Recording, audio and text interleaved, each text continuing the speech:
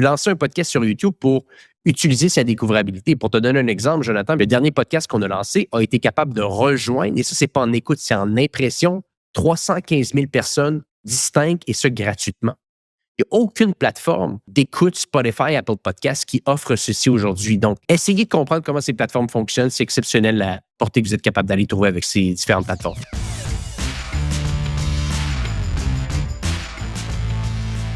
Donc, on est de retour sur le podcast Hypercroissance en mode discussion d'affaires. Jonathan Léveillé est toujours avec nous aujourd'hui. Jonathan, comment vas-tu? En pleine forme, Antoine, comme à l'habitude. C'est une bonne nouvelle. Nous, de notre côté, Joe, comme je te le disais juste avant le podcast, on est en train de vivre les montagnes russes d'un nouveau changement d'algorithme avec Meta. Ce changement d'algorithme s'appelle Andromeda. Et pour ceux qui nous écoutent et qui font de la publicité sur Facebook et qui en ce moment se posent des questions sur pourquoi tout est en train d'être plus compliqué, ne vous en faites pas. C'est un changement d'algorithme. Comme il y a eu il y a quelques années, il va y avoir des solutions.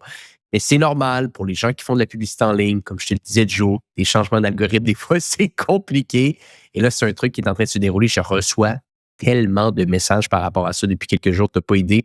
Donc, dites-vous une chose, si vous vivez des fluctuations dans vos campagnes, c'est normal, tout le monde le vit, c'est un changement d'algorithme. Et on va tous trouver des solutions ensemble dans les prochaines semaines. Je serais curieux, Antoine, peut-être que tu nous en glisses peut-être un petit mot par rapport à ça. Est-ce que c'est Meta qui a décidé d'intégrer un peu plus l'intelligence artificielle qui change beaucoup l'algorithme? Quelle est la base de cette modification-là de l'algorithme de la part de Meta? Mais écoute, Jonathan, droit dans le mille. Donc, c'est exactement ça. C'est, peut-être pour donner un peu de contexte, le dernier gros changement d'algorithme avait eu lieu en 2021 et c'est Apple qui était venu forcer un peu la donne de Meta en intégrant ce qu'on appelle le ATP, l'App Tracking Transparency, l'ATT, pardonne-moi. Et essentiellement, ça donnait la possibilité aux gens de dire oui ou non, je veux me faire suivre quand je quitte la plateforme de Meta. Automatiquement, ça avait fait perdre énormément de signaux à Meta pour aller cibler des utilisateurs. Donc, le ciblage, les campagnes, les résultats, bref, étaient allés en chute libre et ça pendant un certain temps et ça avait causé beaucoup de problèmes dans l'écosystème, beaucoup de problèmes pour notre entreprise, pour nos clients. Et ultimement, comme toute chose, on a été capable de trouver des solutions. La communauté a été capable de trouver des solutions. On s'en est sorti. Cette fois-ci, c'est Meta qui est venu intentionnellement changer la manière de tourner des campagnes sur sa plateforme. Donc, qu'est-ce que ça donne au final? Ça donne que les publicités s'essoufflent beaucoup plus rapidement. Donc, Jonathan, si tu lances une publicité pour ton entreprise aujourd'hui, peut-être dans le passé, elle pouvait durer plusieurs semaines. Maintenant, elle va durer quelques jours seulement. Donc, il y a un essoufflement des publicités beaucoup plus rapide. Meta demande beaucoup plus de diversité aux annonceurs. Donc, c'est-à-dire que si tu lances un contenu aujourd'hui simplement avec une image, Meta va également te demander de lancer ce même type de contenu, mais en format vidéo, en format carrousel, avec une diversité au niveau des acteurs dans les publicités. Bref, il demande beaucoup plus de matériel créatif parce que son algorithme est capable de le distribuer et son algorithme se fait bombarder en ce moment également de nouveaux contenus. Donc, il a besoin de plus de data et de contenu de votre part en tant qu'organisation pour aller générer des résultats. Ceci étant dit, ça, c'est dans le théorique. Dans le pratique, nous, on est en train de mettre ça en place, mais définitivement, on sent des changements et on doit agir en conséquence. Mais ici, ça a été Meta qui est venu changer le tout avec un mix d'intelligence artificielle et tout ça. Le seul défi, comme je te le disais juste avant le podcast, Jonathan, c'est qu'ils nous font ça le 14 octobre 2025 et le mois prochain, c'est le mois le plus important de l'année pour à peu près 95% des annonceurs. Donc, il faut se réinventer un petit peu à un mois du Black Friday. Mais bon, hein, c'est ça l'entrepreneuriat. On apprend à jouer avec tout ça. Et as-tu une vue, Antoine? Est-ce qu'il y a eu le même tremblement de terre du côté de Google dans les derniers mois ou est-ce que ça risque d'arriver devant nous? Parce que de ce que j'entendais, c'est qu'ils intègrent de plus en plus l'intelligence artificielle, pas nécessairement pas juste dans les résultats de recherche, mais dans l'aspect publicitaire. Je pense qu'il y a un mouvement qui est en train de se faire. Fait que c'est pas juste Meta là, qui bouge. Je pense que c'est peut-être plus large que juste Meta. Là. Ce qui se passe beaucoup avec Google présentement, c'est au niveau des activités des consommateurs, c'est-à-dire qu'il y a énormément de recherches maintenant qu'on appelle des recherches no-click. C'est-à-dire qu'on va faire une demande et on va obtenir la réponse à notre demande sans avoir à visiter un quelconque site Internet à cause que Google, via son outil Gemini, qui l'appelle AI Overview, je crois bien, sur la barre de recherche Google, est capable de te donner une réponse qui, dans le passé, t'aurais dû peut-être aller sur 2, 3 sites Internet différents pour aller chercher ces informations-là. Qu'est-ce qui se déroule maintenant pour l'entreprise ou l'annonceur, c'est qu'il obtient automatiquement beaucoup moins de clics sur son site Internet pour la simple et bonne raison que l'information est cumulée via une réponse à même la page d'accueil, littéralement, de Google. Donc, ça crée une descente en termes de clics et de visites sur des sites Internet au niveau SEO et ça peut impacter également un peu les campagnes paid. Donc, il y a définitivement des changements qui sont en train de se mettre en place au niveau de l'intelligence artificielle. Mon humble avis, ce n'est que le début. Et en tant que marketeur, en tant qu'entreprise, en tant que prestataire, votre travail, c'est de vous adapter. Des changements, il va continuer à y en avoir. Quand il y en a, c'est toujours un peu un tremblement de terre pendant quelques semaines. Tout le monde se regarde l'un et l'autre de se dire qui a la solution, qui est capable de comprendre ce qui se déroule. Au départ, tout le monde pense comprendre. Finalement, tout le monde se rend compte qu'ils ne comprennent pas. Et à un certain moment donné, tout le monde arrive à des conclusions qui sont similaires. Et là, présentement, je te dirais qu'on est dans la première partie de l'équation. On teste, on teste, on teste. Certains points vont coller, certains autres vont un peu moins coller. Et d'ici quelques semaines, peut-être on va avoir plus de solutions. Mais c'est des choses qui se déroulent. Je pense que il faut simplement apprendre à vivre avec. Aussi simple que ça. Et je trouvais vraiment pertinent un petit peu avant l'enregistrement hors d'onde, tu me mentionnais un fait qui est tellement réel en publicité qu'à chaque fois qu'il y a une crise ou un tremblement de terre, par exemple, un algorithme qui change ou une manière dont les résultats de recherche sont poussés à l'utilisateur final, bien, il y a toujours des opportunités derrière tout ça. Donc, d'être capable de regarder où est la prochaine vague qu'on doit surfer et si on est les premiers à s'y rendre et on la surfe, généralement, le résultat va être beaucoup plus grand que la recette précédente qu'on avait. Donc là, il y a vraiment un chamboulement qui est en train de se faire un petit peu partout en termes de publicité, mais il ne faut pas juste se décourager et dire « Ah, ça ne fonctionne plus, on a un problème ». C'est tout de suite penser à où est la prochaine vague, quel type de surf que j'ai besoin pour aller bien surfer cette vague-là et comment je m'y rends là avant les autres pour aller vraiment pleinement en profiter à ce moment-là. Et de là, des compagnies comme la tienne avec J7 Media peuvent grandement aider à identifier ces vagues-là et à aider à les surfer. Là.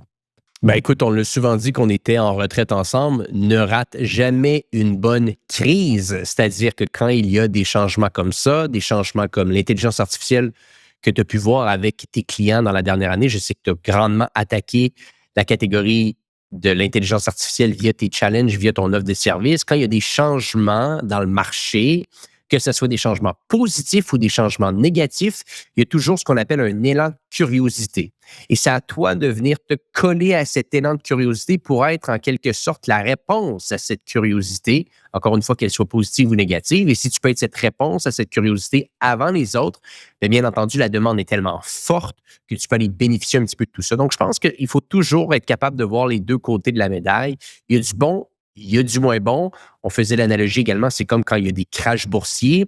Si vous parlez à vos conseillers financiers, ils vont vous le dire, quand les marchés vont un peu moins bien, c'est toujours là qu'ils se font appeler puis ils se font poser la question de savoir s'ils sont encore capables de faire leur travail. Donc là, il y a une curiosité négative qui se met en place. Donc, les gens sur le marché sont en train de se dire, est-ce que c'est la faute de mon conseiller?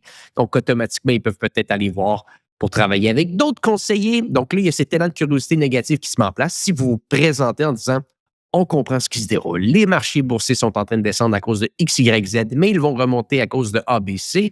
Habituellement, tu peux devenir une réponse à cette curiosité négative et ultimement, bien entendu, en bénéficier. Donc, ça se met en place pour à peu près n'importe quelle catégorie. C'est pour ça qu'il faut toujours soit voir le verre à moitié plein ou à moitié vide.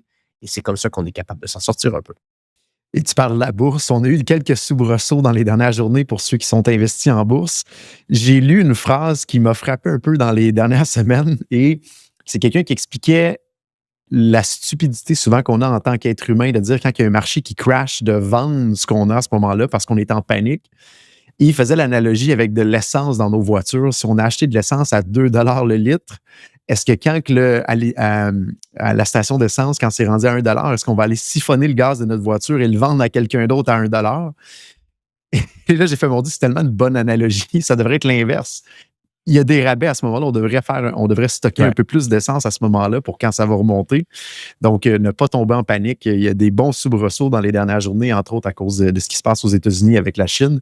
Mais encore là, ne gaspillez pas une bonne crise. C'est souvent le temps de venir en racheter un petit peu et de créer une meilleure moyenne sur notre coût d'achat à ce moment-là. Donc, 2025 a été une bonne année pour ça. Si vous avez été moindrement un peu à l'affût de ce qui se déroule, je pense qu'on s'est tous rendu compte que le marché boursier était artificiellement trop bas ou artificiellement trop haut, selon les soubresauts de notre cher président voisin. Donc, si on est moindrement à l'affût de ce qui se déroulait un peu, on était capable de faire des très, très bons deals cette année. Et même là, en ce moment, on peut continuer à faire des bons deals parce que le marché se répète. C'est-à-dire, c'est arrivé à peu près 4-5 fois cette année qu'il y a eu une annonce sur Truth Social, le marché tombe, on achète une autre annonce sur Truth Social, le marché monte, on est content et on attend la prochaine annonce négative. Et c'est ce qui est arrivé. Les marchés ont retombé. Tu vois, je faisais mes analyses ce matin. On est le 14 octobre 2025. Les marchés ont redescendu à ce qu'ils étaient à peu près au 12 septembre 2025. Donc, au rendement d'y était il y a à peu près un mois, si on regarde le S&P 500 et le Nasdaq ce matin. Donc, ils sont un mois plus bas. Mais globalement, les choses vont sensiblement dans la bonne direction. Donc, on ne fait pas de conseils financiers ici sur le podcast, mais bon, j'aurais tendance à croire que sensiblement, les choses vont retourner dans la bonne direction. Mais si on regarde un peu ce qui se déroule depuis le début de l'année, il y a un certain pattern qui se met en place, on va dire ainsi. Et c'est un bon point. Trump amène une volatilité artificielle assez incroyable, où il y a des soubresauts qu'on n'a probablement jamais vus dans les dernières dizaines d'années. Et moindrement qu'on est un petit peu à l'affût de tout ça, je pense qu'il y a des opportunités. Encore là, ne jamais gaspiller de bonne crise. Quand ça descend, il y a peut-être moyen d'acheter et que ça remonte sous peu par la suite. Encore là, ce pas des conseils qu'on donne. Tout le monde, je pense, c'est des grandes personnes qui nous écoutent. Donc voilà, mais des belles opportunités à regarder à ce moment-là devant nous. Et Jonathan, on est le 14 octobre 2025. Le 16 octobre 2024, tu te rappelles, j'en ai parlé pas tellement de fois sur le podcast, mais j'en ai fait mention peut-être 1, 2, peut-être 3 fois, je dirais. Le 16 octobre 2024, Jonathan, j'avais lancé un nouveau projet qui est toujours d'actualité, qui se nomme Histoire de foot. Donc, je te l'avais déjà dit hors d'onde et peut-être je te l'ai déjà dit quelques fois sur le podcast, je suis un grand amateur de foot, de soccer pour les gens qui nous écoutent au Québec, au Canada. Et j'avais envie de me lancer un podcast dans le monde du foot, donc avec des joueurs, des anciens joueurs, des coachs, tout ça. Et j'avais décidé de faire les choses en grand. Et là, je me suis dit, j'arrive à mon premier tour de roue et il y avait énormément de choses qui peuvent être pertinentes pour notre audience à partager parce que c'est la création d'un podcast de foot, certes, mais essentiellement, c'est la création d'un média qui aura pour but, à un certain moment donné, d'être à la tête d'une organisation qu'on va pouvoir piloter. Et le porte-étendard de cette organisation va être essentiellement le média. Donc, littéralement, on est en train de créer un véhicule de monétisation qui va peut-être prendre quelques années à se matérialiser. Je me suis dit, peut-être, ça pourrait être intéressant de faire un certain compte-rendu après bientôt 365 jours. Qu'en dis-tu? Je suis tout oui à entendre ce que tu as appris dans la dernière année parce que je pense que ça peut nous servir autant à nous chez Open Mind qu'il y a beaucoup de gens dans l'audience. Puis on pourrait peut-être faire un petit parallèle aussi avec tout ce qui est en train de se passer avec la grande montée du contenu par l'intelligence artificielle. On l'a vu avec Sora 2 qui est arrivé, en quoi ça peut peut-être venir changer le modèle par rapport au podcast.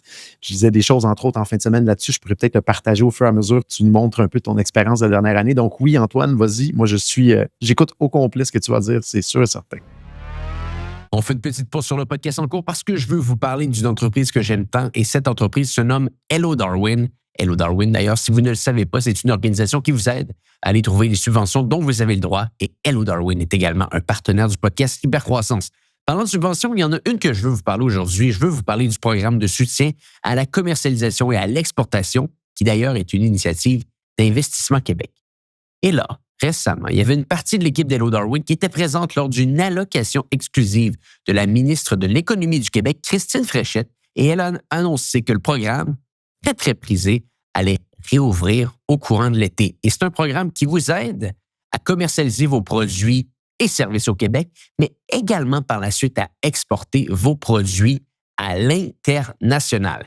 D'ailleurs, avec ce programme-là, dans le passé, on pouvait avoir des subventions qui allaient jusqu'à 250 000 $. Mais attention, sachant que c'est un programme qui est très, très, très en demande et qui a des places limitées, je vous invite à rapidement aller remplir un formulaire sur le site web de l'équipe de Hello Darwin pour être dans les premiers à y avoir accès avant que le programme soit plein. Donc, si ça vous intéresse, go.hellodarwin.com/hypercroissance. Je le répète, go.hellodarwin.com/hypercroissance. Il y aura un lien dans les notes de l'épisode. Ça va vous donner la chance d'être dans les premiers à avoir accès à cette subvention et également d'avoir un 10 % de rabais quand vous allez travailler avec l'équipe de Hello Darwin. Ils vont tout faire pour vous. Ils vont faire le travail pour trouver la subvention, faire le travail pour trouver l'argent pour vous et faire en sorte par la suite que vous pouvez vous concentrer à une chose, faire croître votre entreprise. De retour à l'épisode en cours. Fantastique. Donc, je redonne un peu de contexte. Comme je l'ai mentionné, il y a à peu près un an, on lançait ce podcast-là, mais ça a été travaillé très longtemps auparavant. Les premiers épisodes avaient été même enregistrés en mai 2024. Donc, ça faisait un bout de temps que ça se tramait en coulisses, on va le dire ainsi. Et comparativement aux autres contenus podcasts que j'avais fait dans le passé, j'avais décidé celui-ci de le faire en présentiel.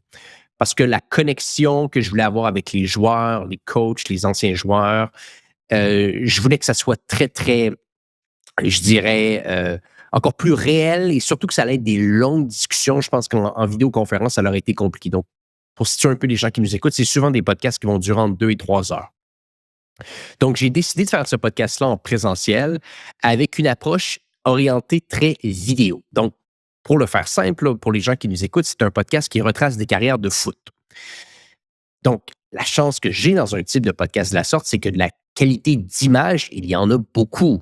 Il y a des vidéos des joueurs, il y a des vidéos des buts, il y a des vidéos des arrêts s'ils sont des gardiens, etc. Donc, la qualité visuelle qu'on avait sous la main se prêtait excessivement bien à un projet de la sorte. Donc, l'idée était très orientée contenu vidéo au départ. Le défi maintenant qui se met en place à créer un podcast de la sorte, c'est que autant que j'ai appris énormément de choses depuis 7-8 ans en faisant du podcast avec toi sur Hypercroissance, Social Scaling pour le volet Facebook Ads, etc., c'est qu'une chose qui est primordiale quand on fait du podcast, c'est de la constance. C'est-à-dire que si tu ne sors pas au minimum, selon moi, un podcast par semaine, tranquillement, l'audience va t'oublier. Donc, moi, c'était clair, net et précis au départ que je voulais faire au moins un podcast par semaine. Maintenant, comme certains d'entre vous le savent, j'habite en Europe, en Espagne, et les premiers podcasts que j'ai fait au début étaient très souvent avec des joueurs de Montréal. Parce que c'était un deuxième défi. Je n'étais pas du tout dans le monde du foot. J'ai beau aimer le foot, mais je n'étais pas dans ce monde-là. Donc, d'avoir des joueurs de grande qualité qui viennent sur mon podcast, d'avoir des entraîneurs, c'était super complexe. Et le micro-cercle de connexion que j'avais au départ était à Montréal.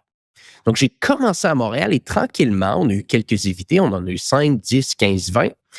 On s'est dit, la prochaine étape, il faut que ce soit en Europe parce que le foot est très, très présent en Europe et beaucoup plus populaire en Europe et c'est également ici que j'habite. Donc, on a commencé, ultimement, on a eu nos premiers invités qui sont venus en Europe, des très, très grands joueurs qui ont joué pour les plus grands clubs au monde, le Real Madrid, on a des joueurs qui ont joué en Angleterre pour des clubs comme Liverpool. Donc, vraiment, on a eu depuis 1 an maintenant, j'aurais tendance à dire des joueurs encore d'un plus haut niveau que j'aurais pu penser. Parce qu'on a été capable de toucher vraiment la crème de la crème. Pas encore des joueurs qui ont gagné la Coupe du Monde ou qui ont été le meilleur joueur du monde dans les dernières années, mais on pourrait dire la seconde vague, juste après. Et jusqu'à maintenant, on a fait 51 épisodes qui sont sortis, Jonathan, et je te donne un peu les chiffres. Donc, on a été capable sur Facebook de créer une communauté de près de 19 000 personnes au moment où on se parle. Sur Instagram, on a une communauté de 8 000 personnes qui nous suivent. Sur YouTube, on a une communauté, je crois, de 7 à 8 000 personnes. Je ne sais pas exactement le chiffre. TikTok, c'est un petit peu moins. Je pense qu'on est à 2 000 personnes à peu près qui nous suivent sur TikTok. Et jusqu'à maintenant, j'aurais tendance à croire que ça a été juste un tout petit peu plus au-dessus de mes attentes. Donc, je m'étais dit il y a 1 an de ça, si je veux que ce podcast ultimement soit fonctionnel, il faut que chacun de mes épisodes fasse au moins 10 à 15 000 écoutes. 1 an plus tard, sur 50 épisodes, il y a à peu près 14 ou 15 d'entre eux qui ont été capables de faire plus de 10 000 écoutes. Donc, on en a eu qui ont eu 32 000 écoutes sur YouTube, il y en a qui ont eu 20 000 écoutes, il y en a qui ont eu 12 000, 15 000, mais il y en a eu beaucoup également qui ont eu 2 000, 3 000, 4 000, 5 000. Donc, la constance d'avoir des épisodes de 15 000 n'est pas encore au rendez-vous, mais on s'y approche. On s'y approche, on en accumule de plus en plus et la majeure partie de ces épisodes-là qui ont bien fonctionné en termes d'écoute sur YouTube ont été faits dans les 2 derniers mois. Donc, définitivement, on est capable de voir une courbe qui s'en va dans la bonne direction, on pourrait le dire ainsi. Donc, pour les épisodes, ça se passe très, très bien en termes d'écoute, ou du moins, ça avance bien. En termes de contenu sur les médias sociaux, on était capable de faire des contenus, des fois, qui ont généré plusieurs centaines de milliers de personnes sur Instagram ou sur Facebook. Et ça, c'est très, très intéressant parce qu'au-delà de créer une communauté avec ces contenus-là, ça te donne surtout de la crédibilité pour aller chercher des prochains invités. Donc, on utilise en ce moment Instagram comme mécanique d'acquisition d'invités. C'est-à-dire que autant que dans le passé qu'on allait chercher des invités pour Hypercroissance, on utilisait beaucoup LinkedIn. Ici, pour aller chercher des joueurs de foot, on utilise beaucoup Instagram, donc les messages privés sur Instagram. Et la seule manière que tu es capable d'avoir de la crédibilité sur Instagram, c'est bien entendu si tu as un compte qui est actif. Donc, de créer des reels, de créer des contenus à tous les jours, nous donne cette certaine crédibilité-là et nous amène maintenant aujourd'hui à aller chercher des joueurs de classe mondiale. Et plus que tu as de joueurs de classe mondiale qui viennent sur ton podcast, plus que c'est facile d'aller chercher d'autres joueurs par la suite de classe mondiale. Un autre point qui est un défi également aujourd'hui, c'est que beaucoup de ces épisodes-là, les gens n'habitent pas ici à Barcelone. Donc, ça devient quand même sensiblement dispendieux. Donc, soit qu'on les fait venir les week-ends à Barcelone, donc là, il faut payer les hôtels, il faut payer les billets d'avion, etc. Ou soit de plus en plus, on se déplace plus souvent qu'autrement à Paris, parce que beaucoup des joueurs habitent à Paris, donc le week-end. Et là, on s'en va faire des fois 1, 2, 3 épisodes à Paris pendant un week-end. Donc, vraiment, un des défis qui se met en place en ce moment, c'est bien entendu toute la logistique d'enregistrement pour faire des épisodes en présentiel. Mais l'impact, Jonathan, que ça a d'avoir des vrais bons épisodes où est-ce qu'on est dans une même pièce, c'est inestimable. Je ne me verrais pas aujourd'hui faire ce podcast-là en vidéoconférence parce qu'aujourd'hui, toi et moi, on fait un podcast en vidéoconférence, mais on est plus dans un contexte de discussion. On ne retrace pas ton histoire, on ne retrace pas mon histoire, on n'a pas une discussion excessivement profonde sur un sujet précis. On fait davantage le tour des actualités. Eh bien, dans un type de podcast comme je suis en train de te mentionner pour l'histoire de foot, c'est autre chose. C'est autre chose, c'est beaucoup plus profond. Donc, je pense que la connexion en présentiel est très, très, très importante. Et là, tu vois, peut-être pour terminer là-dessus, on arrive au premier tour de roue qu'on va avoir fait. Et là, on rentre un peu le modèle de monétisation parce que c'est un podcast qui demande beaucoup d'argent, je peux le dire ainsi, pour le faire fonctionner. Et là, on a lancé la première dynamique de monétisation avec YouTube, avec Facebook, c'est très, très minime. Et là, la prochaine étape, c'est d'aller chercher notre premier partenaire, notre premier sponsor qui va vraiment pouvoir nous aider à passer au prochain niveau pour s'assurer que ça soit un projet viable parce que l'objectif avec tout ça, c'est de créer une entreprise dans le monde du foot qui va être lancée par un média au départ.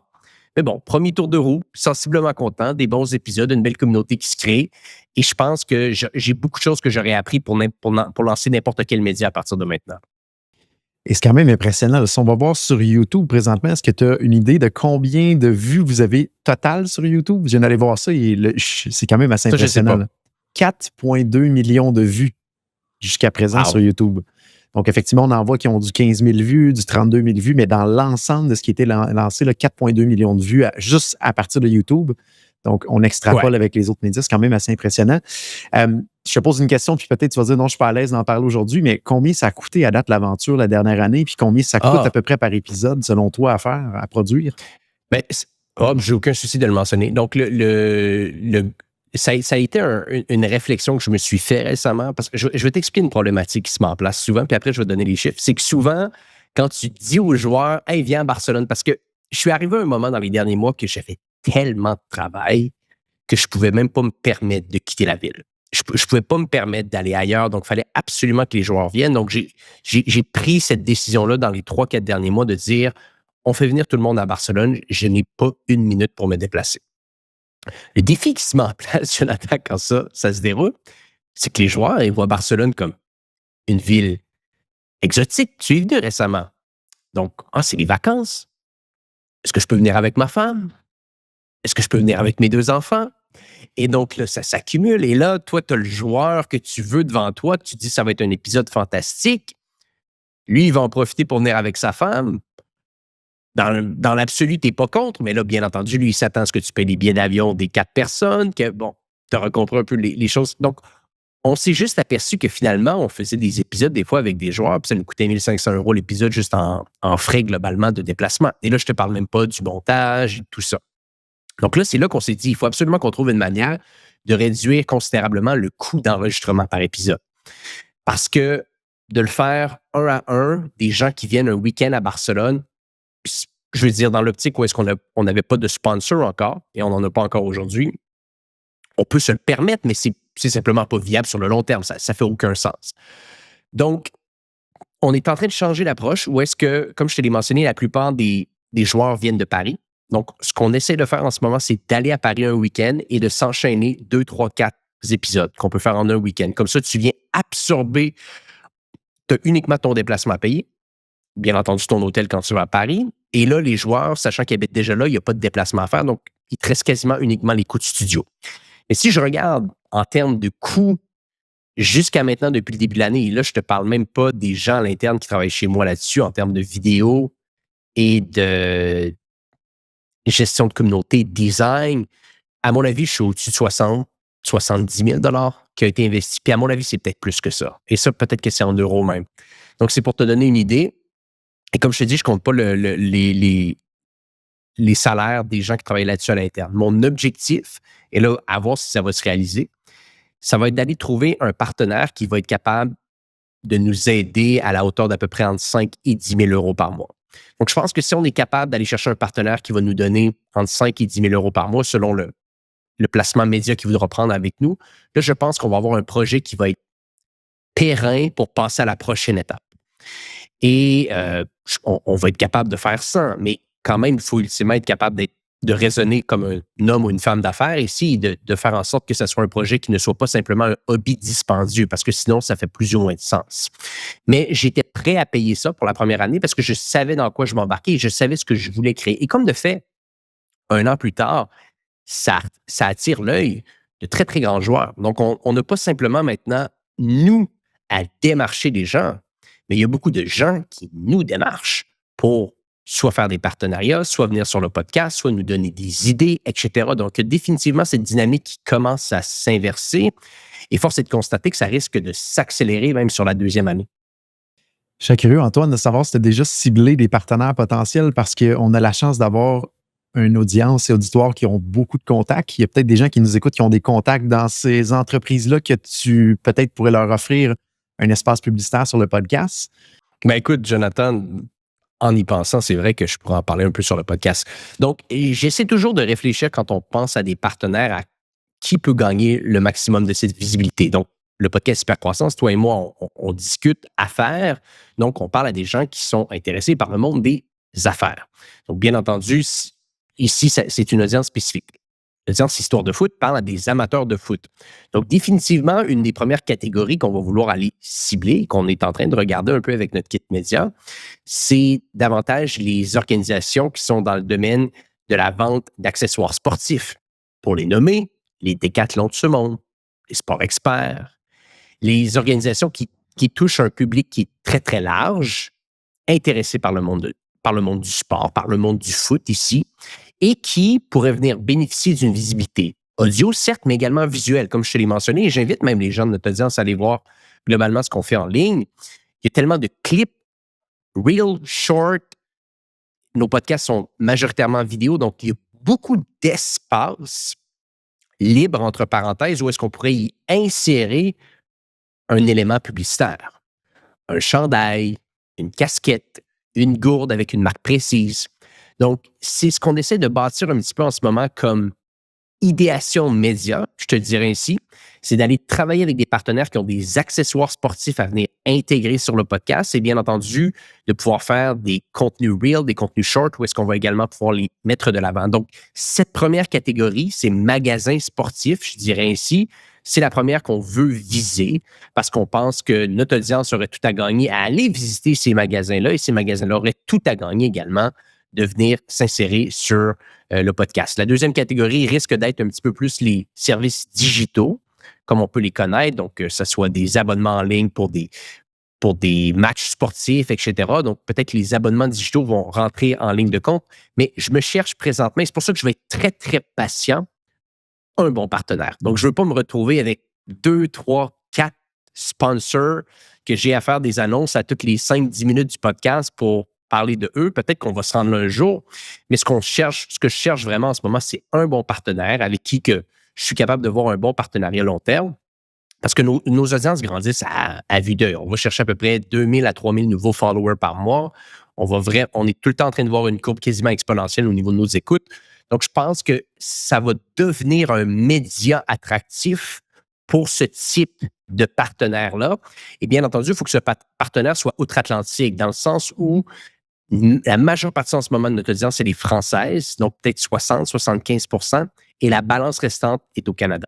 Donc, dans le meilleur des mondes, si cette organisation-là est installée sur 2 continents, je pense qu'elle va bénéficier encore plus d'être sur le podcast Histoire de foot. Et c'est quand même intéressant, si on fait un parallèle, 4 quelques millions de vues sur YouTube. On peut imaginer qu'il y a peut-être l'équivalent sur l'ensemble des autres plateformes, qui est peut-être 10 millions de vues. Mais c'est à peu près l'équivalent de 10 épisodes de Tout le monde en parle au Québec, là. C'est assez impressionnant dans la quantité de vues à ce moment-là. Donc, c'est 2 mois et demi de Tout le monde en parle, à peu près, de publicité potentielle.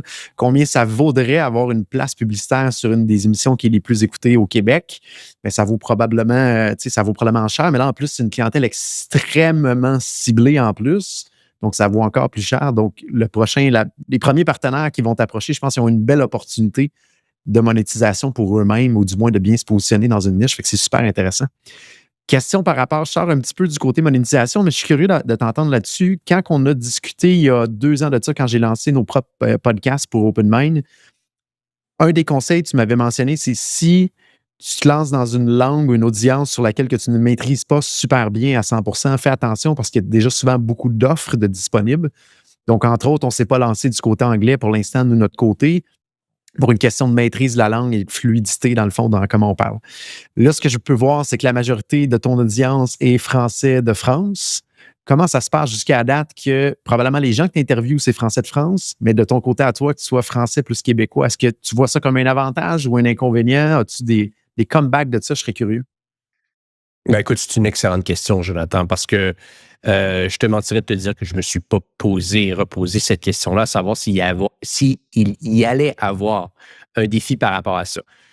Ma réponse est la suivante. Je pense qu'il peut y avoir un défi avec certaines personnes qui nous écoutent. Maintenant, sans aucune prétention ou quoi que ce soit, je crois que j'ai un français assez plat qui s'installe bien à l'international. C'est-à-dire que je n'ai pas un français trop québécois forcé, mais je n'ai pas un français non plus avec un accent français. Je pense que j'ai un français qui peut bien s'intégrer sur 2 continents, on pourrait le dire ainsi. C'est pas parfait pour les Français, c'est peut-être pas parfait pour les Québécois non plus, mais on est capable de s'intégrer un peu entre les deux. Donc, je pense que même s'il peut y avoir un défi des fois pour l'auditoire, parce que oui, des fois, les Français n'aiment pas tellement entendre un accent québécois, et c'est correct, hein, c'est leur prérogative. Je pense que je m'insère bien là-dessus. On a donc eu des commentaires, mais on n'en a pas eu beaucoup par rapport à ça. Mais c'est définitivement quelque chose que j'invite les gens qui nous écoutent à réfléchir. Si vous lancez un podcast, si vous décidez de faire du contenu, vous devez articuler. Vous devez vous rechallenger vous-même à savoir si votre français ou votre anglais est bien adapté pour une conversation audio. Ce n'est pas la même chose de discuter avec un ami où est-ce que vous n'articulez pas, vous parlez rapidement, quand vous parlez à l'audio. Après, je ne suis pas en train de dire de changer votre voix, mais vous devez quand même être conscient.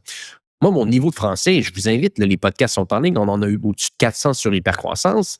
Je vous invite à aller voir mes premiers podcasts et les podcasts de maintenant.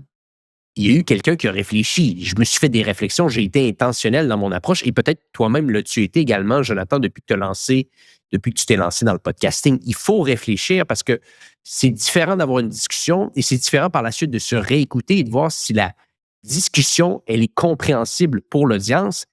Et en deuxième dimension, maintenant, si elle est compréhensible pour quelqu'un qui a déjà peut-être une certaine réserve avec un accent étranger entre parenthèses.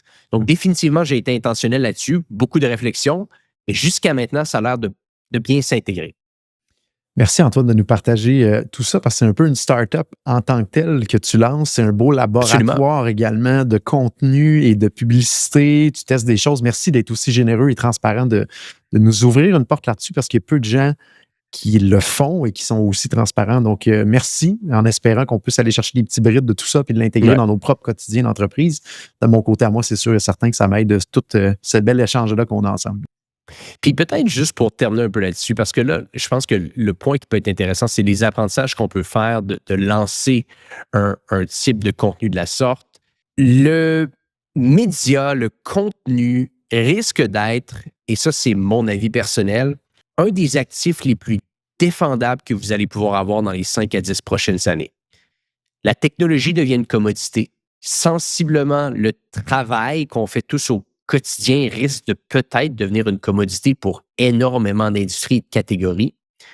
Le contenu que les gens écoutent, que les gens s'attachent, que les gens s'abonnent. La communauté est un actif hautement, hautement, hautement défendable.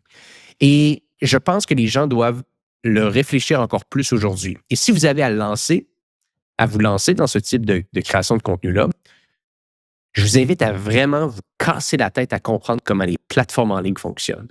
YouTube est une plateforme exceptionnelle. C'est difficile, c'est complexe, ce n'est pas donné à tous, ça demande du budget s'y intégrer. Mais une chose à dire, wow! C'est la seule plateforme pour le podcast présentement. Je dis bien présentement parce que les autres risquent de se bouger un petit peu les fesses, qui offre une capacité de découvrabilité sans équivalent. YouTube peut vous permettre de vous faire découvrir à des gens qui, par la suite, vont aller vous écouter sur Spotify. Et ça, c'est ce que les gens, des fois, ne comprennent pas. C'est que vous n'allez pas simplement lancer un podcast sur YouTube pour avoir des écoutes sur YouTube. Vous allez lancer un podcast sur YouTube pour utiliser sa découvrabilité. Pour te donner un exemple, Jonathan, puis je vais terminer là-dessus, le dernier podcast qu'on a lancé a été capable de rejoindre, et ça, c'est pas en écoute, c'est en impression, 315 000 personnes distinctes, et ce, gratuitement. Il n'y a aucune plateforme d'écoute Spotify, Apple Podcasts qui offre ceci aujourd'hui. Donc, essayez de comprendre comment ces plateformes fonctionnent. C'est exceptionnel la portée que vous êtes capable d'aller trouver avec ces différentes plateformes. Antoine, merci pour l'échange. Toujours très instructif. Jonathan, merci. Pour les gens qui nous écoutent, on se dit à bientôt pour un prochain épisode du podcast Hypercroissance.